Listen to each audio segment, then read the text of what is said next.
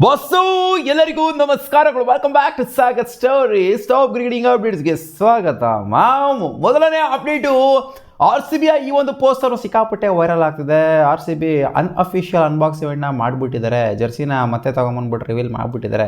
Jersey reveal ಮಾಡೋಂಥ ಅಗತ್ಯತೆ ಏನಿಲ್ಲ ಅಲ್ಲಿ. ಇದು ಅನ್ಅಫಿಷಿಯಲ್ ಅನ್ಬಾಕ್ಸ್ ಇವೆಂಟ್ ಕೂಡ ಅಲ್ಲ. ಇದು ಜಸ್ಟ್ ಸನ್ ಫಾರ್ಮ್ ಅವರ ಒಂದು ಇವೆಂಟ್ ಆಗಿತ್ತು. ಬೆಂಗಳೂರಲ್ಲಿ ನಡೆಸಿದ್ದಂಥ ಒಂದು ಚಿಕ್ಕ ಇವೆಂಟು. ಅದರಲ್ಲಿ ಜರ್ಸಿನ ಏನೇನು ಇರುತ್ತಲ್ಲಪ್ಪ, ಪ್ರಿಂಟಿಂಗು ಬ್ಯಾಡ್ಜಿಂಗು ಅವ್ರದ್ದು ಇರುತ್ತಲ್ಲ, ಅದನ್ನು ಶೋಕೇಸ್ ಮಾಡಿದ್ದಾರೆ ಅಷ್ಟೇ. ಜರ್ಸಿ ಮೇಲೆ ಇರುವಂಥದ್ದನ್ನ ಎಲ್ಲ ಇದು ಸ್ಪಾನ್ಸರ್ಸ್ ಆಗಿರ್ತಾರಲ್ಲ, ಅದಕ್ಕೋಸ್ಕರ ಒಂದು ಶೋಕೇಸ್ನ ಮಾಡಿದ್ದಾರೆ. ಸೊ ಅದು ಬಿಟ್ಟರೆ ಇದು ಅನ್ಅಫಿಷಿಯಲ್ ಅನ್ಬಾಕ್ಸ್ ಇವೆಂಟು ಅಲ್ಲ, ಬದನೇಕಾಯಿಲ್ಲ, ಸನ್ ಫಾರ್ಮ್ ಅವ್ರದ್ದು ಒಂದು ಚಿಕ್ಕ ಇವೆಂಟ್. ಅದರಲ್ಲಿ ಕೆಲವರು ಪಾರ್ಟಿಸಿಪೇಟ್ ಮಾಡಿದರು. ವಿರಾಟ್ ಕೊಹ್ಲಿ, ರಜತ್ ಪತಿದ, ಜೊತೆಗೆ ಭುವನೇಶ್ವರ್ ಕುಮಾರ್, ಟಿಮ್ ಡೇವಿಡ್ ಇಂಥ ಪ್ಲೇಯರ್ಸ್ಗಳೆಲ್ಲ, ಆಲ್ಮೋಸ್ಟ್ ಎಲ್ಲ ಪ್ಲೇಯರ್ಸ್ ಕೂಡ ಪಾರ್ಟಿಸಿಪೇಟ್ ಮಾಡಿದರು. ಸೊ ಇನ್ನೂ ಒಂದೇನು ಅಂತಂದರೆ, ಗುರೋ ಟಿಕೆಟ್ಸ್ ಅಲ್ಲಮ್ಮ, ಸುಮ್ಮನೆ ಡೋಸ್ಗಳನ್ನ ಬಿಡ್ತಾ ಇದೆಯಾ, ಇವತ್ತು ಬಿಡ್ತಾರೆ ನಾಳೆ ಬಿಡ್ತಾರೆ, ಇವತ್ತು ಬಿಡ್ತಾರೆ ನಾಳೆ ಬಿಡ್ತಾರೆ ಅಂತ ನಾವು ಹಂಗೆ ಅನ್ಕೊಂತಿದ್ದೀವಮ್ಮ. ಇನ್ನೂ ಸಹ ಟಿಕೆಟ್ಸ್ನ ಬಿಟ್ಟಿಲ್ಲ. ಇವತ್ತು 23ನೇ ತಾರೀಕು 28ನೇ ತಾರೀಕು ಮ್ಯಾಚ್ ಇದೆ. ಇಲ್ಲಿ ನೋಡಿ, CSK ಅನ್ಬಾಕ್ಸ್ ಇವೆಂಟು ಮುಗಿದ್ಬಿಟ್ಟಿದೆ. ಅವ್ರು ಟಿಕೆಟ್ಸ್ ಎಲ್ಲ ಡಿಸ್ಟ್ರಿಬ್ಯೂಟ್ ಮಾಡಿ ಅನ್ಬಾಕ್ಸ್ ಇವೆಂಟು ಮಾಡಿ ಎಲ್ಲನೂ ಬಿಟ್ಬಿಟ್ಟಿದ್ದಾರೆ. ಎಲ್ಲ ಟೀಮ್ಸ್ಗಳು ಕೂಡ ಟಿಕೆಟ್ಸ್ನ ಈಚೆ ಕಡೆ ಬಿಟ್ಟಿದ್ದಾರೆ. RCB ಮಾತ್ರ ಒನ್ ಆ್ಯಂಡ್ ಓನ್ಲಿ ಫ್ರಾಂಚೈಸಿ ಈಚೆ ಕಡೆ ಬಿಟ್ಟಿಲ್ಲ ಟಿಕೆಟ್ಸ್ನ. ಯಾವುದು ಅಂತ ಅದು RCB ಮಾತ್ರನೇ. ಇನ್ಫ್ಯಾಕ್ಟ್ ಸಮ್ ಫ್ರಾಂಚೈಸಿ ಆಲ್ರೆಡಿ ಇನ್ನೊಂದು 10 ದಿನದ ಹಿಂದೆನೇ ಬಿಟ್ಬಿಟ್ಟಿದ್ದಾರೆ ಟಿಕೆಟ್ಸ್ಗಳನ್ನ. ಇವ್ರು ಇನ್ನೂ ಬಿಟ್ಟಿಲ್ಲ. ಏನು ಮಾಡ್ತಾವ್ರೆ ನಮ್ಮ RCB? ಏನು ಡಿಮ್ಯಾಂಡ್ ಆ್ಯಂಡ್ ಸಪ್ಲೈ ಮಾಡ್ತಾವ್ರ ಇವರು? ಡಿಮ್ಯಾಂಡ್ ಜಾಸ್ತಿ ಕ್ರಿಯೇಟ್ ಮಾಡೋಣ ಅಂತ ಅವ್ರ. ಆದಷ್ಟು ಹತ್ರ ಬಂದಷ್ಟು ಸಿಕ್ಕಾಪಟ್ಟೆ ಹೆವಿ ಡಿಮ್ಯಾಂಡ್ ಕ್ರಿಯೇಟ್ ಆಗುತ್ತೆ. ಬೀಳ್ತಾರೆ ಜನ. ಎಷ್ಟಿದ್ರು ಕೂಡ ತಗೊಂಡ್ಬಿಡ್ತಾರೆ ದುಡ್ಡು. ಹೌದು, ಎಷ್ಟಿದ್ರು ತೊಗೊತಾರೆ, ಸೆಕೆಂಡ್ರಿ.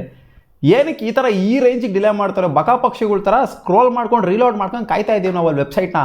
ಇನ್ನೂ ಬಿಟ್ಟಿಲ್ಲ. ಅಲ್ಲಿ ಸಿಕ್ಕಾಪಟ್ಟೆ ಫ್ರಸ್ಟ್ರೇಟ್ ಆಗೋಗ್ಬಿಟ್ಟಿದ್ದೀವಿ RCB ಫ್ಯಾನ್ಸ್ಗಳು. ಈ ಥರ ಅಯ್ಯೋ ಅನ್ಸ್ಬಾರ್ದು ಫ್ಯಾನ್ಸ್ಗಳಿಗೆ. Update number 2, IPL schedule related update ಬರ್ತಿದೆ. ಕ್ರಿಕ್ ಬಸ್ ರಿಪೋರ್ಟ್ ಮಾಡಿದೆ. ಇನ್ನು ಅಪ್ಕಮಿಂಗ್ 4 to 5 ಡೇಸಲ್ಲಿ IPLನ ರಿಮೈನಿಂಗ್ ಶೆಡ್ಯೂಲ್ ಏನಿದೆ, ಸೆಕೆಂಡ್ ಫೇಸ್ದು ಅಥವಾ ಇನ್ನೂ 2 ಫೇಸ್ ಮಾಡಿಬಿಡ್ಬೋದು.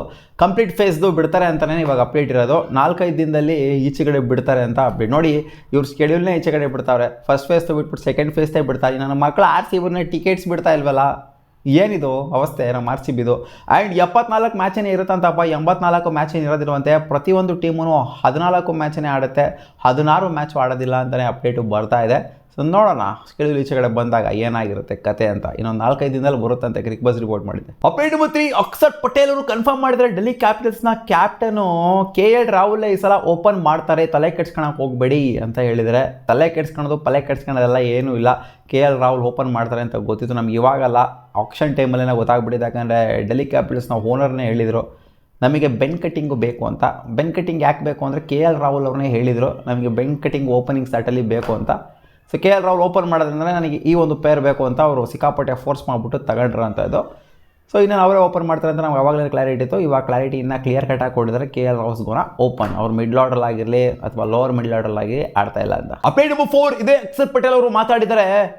ಆಸ್ಟ್ರೇಲಿಯನ್ ಟೀಮ್ನ ಮೈನ್ ಬೌಲರ್ ಆಗಿರೋಂಥ ಪ್ಯಾಟ್ ಕಮಿನ್ಸು, ಹೈಸಲ್ವುಡ್ಡು, ಈ ಕಡೆಯಿಂದ ಮಿಚೆಲ್ ಸ್ಟಾರ್ಕು, ನ್ಯಾಥನ್ ಎಲಿಸ್ ಗಾನ್ಕೇಸ್ ಆಗೋಗ್ಬಿಟ್ರು. ಈ ಕಡೆಯಿಂದ ಇವ್ರ ಬಗ್ಗೆ ಮಾತಾಡಿದರೆ ಮಿಚೆಲ್ ಸ್ಟಾರ್ಕ್ ಬಗ್ಗೆ. ಆಸ್ಟ್ರೇಲಿಯನ್ ಟೀಮು ಅಂದರೆ ಆಸ್ಟ್ರೇಲಿಯನ್ ಕ್ರಿಕೆಟ್ ಅವರು ಕ್ಲಿಯರೆನ್ಸ್ ಕೊಟ್ಟಿಲ್ಲ ಇನ್ನು. ಹೋಪ್ಫುಲಿ ಅವರು ಫಸ್ಟ್ನೇ ಮ್ಯಾಚ್ನೇ ಆಡಬೇಕು ಅಂತ ನಾವು ಅನ್ಕೊತಾ ಇದ್ದೀವಿ, ಬರಬೇಕು ಅಂತ ನಾವು ಅನ್ಕೊತಿದ್ದೀವಿ. ಬಟ್ ಅಲ್ಲಿಂದ ಕ್ಲಿಯರೆನ್ಸು ಇನ್ನೂ ಸಹ ಸಿಕ್ಕಿಲ್ಲ ನಮಗೆ. 100% ಶ್ಯೂರ್ ಇಲ್ಲ ಅವ್ರಿಗೆ ಕ್ಲಿಯರೆನ್ಸ್ ಯಾವಾಗ ಸಿಗುತ್ತೆ ಅಂತ. ಕ್ಲಾರಿಟಿ ಸಿಕ್ಕಿಲ್ಲ ನಮಗೆ, ಅವ್ರು ಇನ್ನೂ ಬಂದಿಲ್ಲ. ಕ್ಲಿಯರೆನ್ಸ್ ಸಿಕ್ಕಿಲ್ಲ ಇನ್ನು ಎಲ್ಲಿಂದ ಬರ್ತಾರೆ. ಸೊ ಹಂಗೇ ಸಿಮಿಲರ್ಲಿ ನೀವು ಅನ್ಕೊಬೋದು, ಪ್ಯಾಟ್ ಕಮಿನ್ಸ್ ವಿಚಾರದಲ್ಲೂ ಅನ್ಕೊಬೋದು, ಜಾಶ್ ಹ್ಯಾಸಲ್ವುಡ್ ವಿಚಾರದಲ್ಲೂ ಕೂಡ ಅನ್ಕೊಬೋದು. ಇನ್ನೂ ಕ್ಲಿಯರೆನ್ಸು ಸಿಕ್ಕಿಲ್ಲ. ಈ 3 ಜನಕ್ಕೂ ಕೂಡ ಕ್ಲಿಯರೆನ್ಸ್ ಸಿಕ್ಕಿಲ್ಲ. ಸೊ ಇಲ್ಲೋ ಪ್ಯಾಟ್ ಕಮಿನ್ಸ್ ಆಗಿರೋ ಓಕೆ, ಮತ್ತು ಈ ಜಾಶ್ ಹ್ಯಾಸಲ್ವುಡ್ ಆದರೆ ಓಕೆ ಗುರು. ಮಿಚೆಲ್ ಸ್ಟಾರ್ಕ್ ಯಾಕೆ ಇಟ್ಕೊಂಡು ಕೂತ್ಕೊಂಡಿದ್ದಾರೆ ಅಂತ ನಂಗೆ ಅರ್ಥ ಆಗ್ತಾ ಇಲ್ಲ. ಹೌದು, ಅವ್ರದ್ದು ಇಂಜುರಿ ರಿಲೇಟೆಡ್ ಏನೂ ಕೂಡ ಕನ್ಸರ್ನ್ಸು ಈಚೆ ಕಡೆ ಬಂದಿಲ್ಲ ರೀಸೆಂಟಾಗಿ. ಬಟ್ ಆದರೂ ಕೂಡ ಏನಕ್ಕೆ ಅವ್ರನ್ನ ಬಿಡ್ತಾ ಇಲ್ಲ ಅಂತ ನನಗೆ ಗೊತ್ತಾಗ್ತಾ ಇಲ್ಲ. ಅಪ್ಡೇಟ್ ನಂಬರ್ 5, ನೆನೆ ನಡೆದಂಥ ಇವೆಂಟಲ್ಲಿ CSK ರೋಡ್ ಇವೆಂಟಲ್ಲಿ ತಮಿಳ್ನ ಒಬ್ಬರು ಆ್ಯಕ್ಟರು MS ಧೋನಿ ಅವ್ರಿಗೆ ಕೇಳ್ತಾರೆ. ನೀವು ಎಲ್ಲ ಸಲ ಕೇಳಿದಾಗಲೂ ಕೂಡ ಡೆಫಿನೆಟ್ಲಿ ನಾಟ್ ಅಂತಲೇ ಹೇಳ್ತೀರಾ. ಉತ್ತರ ಆ ಥರನೇ ಬಂದಿತ್ತು. ಅಂದರೆ ಸೀಸನ್ ಎಂಡ್ ಆಗ್ತಿದ್ದಂಗೆ ಆ ಥರನೇ ಉತ್ತರ ಬಂದಿತ್ತು. ರೀಸೆಂಟಾಗಿ ಡೆಫಿನೆಟ್ಲಿ ನಾಟು ಕೂಡ ಕೇಳಿಸಿಲ್ಲ ನಮಗೆ. ಸುಮಾರು ಸೀಸನು ಡೆಫಿನೆಟ್ಲಿ ನಾಟ್ ಅನ್ನೋದೇ ಕೊಟ್ಟಿದ್ರು. ಬಟ್ ಆದರೂ ಕೂಡ ಈ ಸೀಸನು ಬಂದಿದ್ದಾರೆ. ಸೊ ನಾವು ಈ ಡೆಫಿನೆಟ್ಲಿ ನಾಟ್ ಅನ್ನೋದನ್ನ ಇನ್ನೂ ಸುಮಾರು ವರ್ಷ ಆದ್ರೂ ಕೂಡ ನೋಡೋದಕ್ಕೆ ಇಷ್ಟಪಡ್ತೀವಿ. ಅಂದರೆ 60 ವರ್ಷ ಆದ್ರೂ ಕೂಡ MS ಧೋನಿಯವರು ಆಡ್ಬೋದು ಅಂತ ತಮಿಳ್ನ ಒಬ್ಬರು ಆ್ಯಕ್ಟರು ಕೇಳ್ತಾರೆ. ನೀವು 60 ವರ್ಷ ಆದರೂ ಆಡಬೇಕು ನಮಗೆ CSKಗೆ ಅಂತ ನಾವು ಹೋಪ್ ಮಾಡ್ತಾಯಿದ್ದೀವಿ ಅಂತ. ಸೊ ನೀವು ಅಂದ್ಕೊಳೋದೇನೋ ಓಕೆ, ಬಟ್ ಏಜ್ ಅನ್ನೋದು ಈ ಫೋನ್ ಮರ ಎಲ್ಲ ಮಾತಾಡ್ಬಿಡ್ತಾರೆ. ಏಜ್ ಅನ್ನೋದು ಜೊತೆಗೆ ಒಂದು ಕದರ್ ಅನ್ನೋದು ಯಾವಾಗಲೂ ಕೆಳಗಡೆ ಹೋಗ್ತಾ ಇರುತ್ತೆ, ಮೇಲ್ಗಡೆ ಬರೋದಿಲ್ಲ ಗುರು ಅಂತ ಹೇಳಿದರೆ. ಬಟ್ ವಿ ಕ್ಯಾನ್ ಟ್ರೈ ಅಂತಲೂ ಕೂಡ ಹೇಳಿದ್ದಾರೆ. ಅಪ್ಡೇಟ್ ನಂಬರ್ 6 ಮುಂಬೈ ಇಂಡಿಯನ್ಸ್ನ ಕ್ಯಾಪ್ಟನ್ ಆಗಿರೋ ಹಾರ್ದಿಕ್ ಪಾಂಡ್ಯ ಅವರು ಮಾತಾಡಿದ್ದಾರೆ. ಏನಕ್ಕೆ ಅವರು 5 ಸ್ಟಾರ್ನ ಯೂಸ್ ಮಾಡ್ತಿಲ್ಲ ಅವರ ಜರ್ಸಿ ಮೇಲೆ ಅಂತ. 5 ಸಲ ಟ್ರೋಫಿ ಗೆದ್ದರೆ 5 ಸ್ಟಾರ್ಸ್ ತೆಗೆ ಹೋಗ್ಬೋದಲ್ವ ಅವರು ಅಂತ ಕೇಳಿದಾಗ ಬಂದಿರುವಂಥ ಆನ್ಸರ್ ಇದು. Adama, we want to win as many as trophy as possible. We are fortunate to have five much trophy already. There won't be much space to add more stars ಅಂತ ಹೇಳಿದ್ದಾರೆ. ಅಂದರೆ ಇನ್ನೂ ಜಾಸ್ತಿ ಟ್ರೋಫಿಗಳನ್ನು ನಾವು ಗೆದ್ಬಿಟ್ವಿ ಅಂತಂದರೆ ಸ್ಪೇಸ್ ಇರೋದಿಲ್ಲ add ಮಾಡ್ಕೊಳ್ಳೋದಕ್ಕೆ. 5 ಸ್ಟಾರ್ನ ಹಾಕೊಂಡು ಅದ್ರ ಪಕ್ಕ ಸ್ಟಾರ್ ಹಾಕೊಂಡು ಅದ್ರ ಪಕ್ಕ ಸ್ಟಾರ್ ಹಾಕೊಂಡು ಅದ್ರ ಪಕ್ಕ ಸ್ಟಾರ್ ಹಾಕೋಣಕ್ಕೆ ಆಗೋದಿಲ್ಲ. ಒಳ್ಳೆ ಹುಚ್ಚರು ಅಂದ್ಬಿಡ್ತಾರೆ ಆ ಥರ ಸ್ಟಾರ್ಸ್ ಹಾಕೊಂಡ್ಬಿಡ್ತು ಅಂತಂದರೆ. ಅಂದರೆ ಅವ್ರು ಇಂಡೈರೆಕ್ಟಾಗಿ ಹೇಳಿದ್ದಾರೆ ಅಂತ ನಾನು ಅನ್ಕೊಬೋದು. ಇವಾಗ 1 ಸ್ಟಾರ್ ಹಾಕೊಂಡ್ಬಿಟ್ಟಿದೆ ನಮ್ಮ RCB ದೊಡ್ಡದಾಗಿ ಗೆದ್ದಿರೋ ಥರ 1 ಸ್ಟಾರ್ ಹಾಕೊಂಡ್ಬಿಟ್ಟವ್ರೆ ಅನ್ನೋ ಥರ. ಆ ಥರ ಏನು ಹೇಳಿರೋದಿಲ್ಲ, ಸುಮ್ಮನೆ ನಾವು ಅನ್ಕೊತೀವಿ ಅಷ್ಟೇ ಫ್ಯಾನ್ಸ್ಗಳು. ಸೊ ಅವ್ರು 5 ಸಲ ಗೆದ್ದಿರು ಕೂಡ ಸ್ಟಾರ್ ಹಾಕೊಂಡಿಲ್ಲ, ನಾವು 1 ಸಲ ಗೆದ್ಬಿಟ್ರೆ ಸ್ಟಾರ್ ಹಾಕೊಂಡ್ಬಿಟ್ಟಿದ್ದೀವಿ. ಅದು ಫಸ್ಟ್ ಟೈಮ್ ಗೆದ್ದಾಗಲೇ ಅದ್ರದ್ದು ವ್ಯಾಲ್ಯೂ ಗೊತ್ತಾಗೋದು. 5 ಸಲ ಗೆದ್ದರೆ ಅದು ವ್ಯಾಲ್ಯೂ ಗೊತ್ತಾಗೋದಿಲ್ಲ. ಇವಾಗ CSK ಆಗಿರಲಿ MI ಆಗಿರಲಿ ಅವೊಂದು ವ್ಯಾಲ್ಯೂ ಗೊತ್ತಾಗಲ್ಲ. ನಾವು 18 ವರ್ಷ ಆದಮೇಲೆ ಗೆದ್ವಲ್ಲ, ಅದಕ್ಕೆ ನಮಗೆ ಆ ಒಂದು ಕ್ರೇಜು, ಆ ಒಂದು ವ್ಯಾಲ್ಯೂ, ಅದಕ್ಕೆ ಆ ಒಂದು ಬ್ಯಾಡ್ಜ್ನ, ಆ ಸಿಂಗಲ್ ಸ್ಟಾರ್ನ ನಾವು ಹಾಕ್ಕೊಂಡಿರೋದು. ಅವರು ನಾವು ಎಷ್ಟು ಬೇಕೋ ಅಷ್ಟು ಟ್ರಾಫಿ ಗೆದ್ಬಿಡ್ತೀವಿ, ಆದರೂ ಹಾಕೊಳ್ಳಲ್ಲ ಅಂತ ಹೇಳಿದರೆ. ಅಪ್ಡೇಟ್ ನಂಬರ್ 7, ಒಂದು ರಿಪ್ಲೇಸ್ಮೆಂಟ್ನ ಆ್ಯಡ್ ಮಾಡಿಕೊಂಡಿದ್ರೆ ಆಕಾಶ್ ದೀಪ್ ಅವರ ಜಾಗದಲ್ಲಿ ಡೊಮ್ಯಾಸ್ಟಿಕ್ ಪ್ಲೇಯರ್ ಆಗಿರುವಂಥ ಸೌರಭ್ ದುಬೈ ಅವ್ರನ್ನ ಆ್ಯಡ್ ಆನ್ ಮಾಡ್ಕೊಂಡಿದ್ದಾರೆ KKR ಅವರು. ಬೌಲರ್ನ ರಿಪ್ಲೇಸ್ಮೆಂಟಾಗಿ ತಗೊಂಡಿದ್ದಾರೆ. ಇವ್ರನ್ನ ಆಡಿಸ್ತಾರೋ ಬಿಡ್ತಾರೋ ಗೊತ್ತಿಲ್ಲ. ಆಕಾಶ್ ದೀಪ್ ಅಂತೂ ಪ್ಲೇಯಿಂಗ್ ಲೆವೆಲಲ್ಲಿ ಫಿಟಿನ್ ಆಗುವಂಥ ಅಥವಾ 12ಅಲ್ಲಿ ಫಿಟಿನ್ ಆಗುವಂಥ ಪ್ಲೇಯರೇ. ಸೊ ನೋಡೋಣ, ಇನ್ ಕೇಸ್ ಇವ್ರನ್ನೇನೋ ಆಡಿಸಿದ್ರು ಅಂತ ನನ್ನ ಪ್ರಕಾರ ಅವ್ರಿಗೆ ಅವಕಾಶ ಸಿಗೋದಿಲ್ಲ. ಯಾಕಂದರೆ ಸುಮಾರು ಯಂಗ್ಸ್ಟರ್ಸು ಇದ್ದಾರೆ KKRಲ್ಲಿ. ಒಂಥರ ಸ್ವಲ್ಪ ಸೀನಿಯರ್ ಆಗಿರುವಂಥ ಯಂಗ್ಸ್ಟರ್ಸ್ಗಳೇನೇ ಇದ್ದಾರೆ. ಅವರಿಗೆ ಆಪರ್ಚುನಿಟಿ, ಸಮ್ಮನ್ ಲೈಕ್ ಉಮ್ರಾನ್ ಮಾಲಿಕು ಅವ್ರಿಗೆ ಆಪರ್ಚುನಿಟಿನೇ ಸಿಗ್ತಾ ಇರಲ್ಲ ಲಾಸ್ಟ್ IPLಗಳಲ್ಲೆಲ್ಲ. ಸೊ ಈ ಸೀಸನು ಆಪರ್ಚುನಿಟಿ ಜಾಸ್ತಿ ಸಿಗುವಂಥ ಚಾನ್ಸು ಜಾಸ್ತಿ ಇದೆ ಇವ್ರಿಗೆ ಕಂಪೇರ್ ಮಾಡ್ತು ಅಂತಂದರೆ. ಅಪ್ಡೇಟ್ ನಂಬರ್ 8, CSK ರೋರ್ ಇವೆಂಟ್ ಬಗ್ಗೆ ನಾನೇನು ನಿಮಗೆ ಹೇಳಬೇಕಾಗಿಲ್ಲ. ಬೆಳಗ್ಗೆನೇ ಸಿಕ್ಕಾಪಟ್ಟೆ ಮಂಗಳಾರತಿ ಮಾಡಿದ್ದೀನಿ. ಹಂಗೆ ಹಿಂಗೆ ಅಂತೆಲ್ಲ ಫ್ಯಾನ್ಸ್ಗಳೆಲ್ಲ ಟ್ರೋಲ್ ಮಾಡ್ತಿರಲ್ಲ RCB ಫ್ಯಾನ್ಸ್ಗಳನ್ನ. CSK ಅವ್ರು ಸ್ವಲ್ಪ ಹೇಳಿದ್ದೀನಿ ಏನೇನು ಹೇಳಬೇಕು. ಸೊ ನೋಡ್ಕೊಳ್ರಪ್ಪ, RCB ಅನ್ಬಾಕ್ಸ್ ಇವೆಂಟ್ಗೂ CSK ರೋರ್ ಇವೆಂಟ್ಗೂ ಅದೇನೋ ಲವ್ರ ಅದು ಇದು ಅಂತ ಏನೇನೋ ಅನ್ಕೊಂತಿದ್ರಲ್ಲ CSK ಅವರು.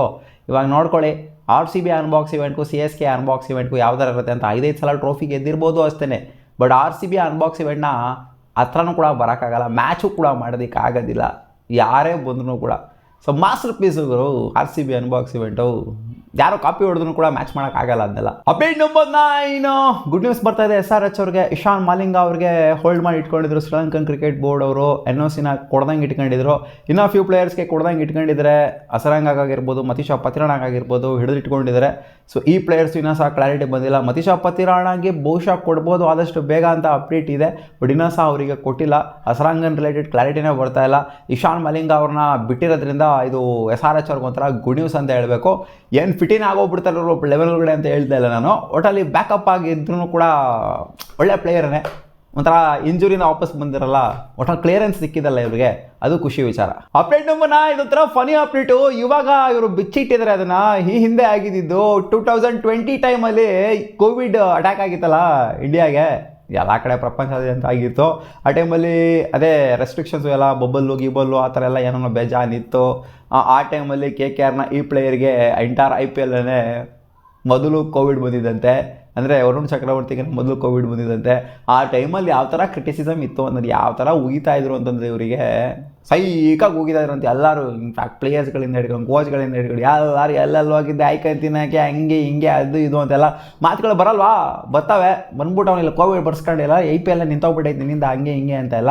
ಇನ್ಫ್ಯಾಕ್ಟ್ ಕಂಪ್ಲೀಟಾಗಿ ಬಬಲ್ಗೆ ಬಂದುಬಿಟ್ಟಿತ್ತಂತೆ ಕೋವಿಡು.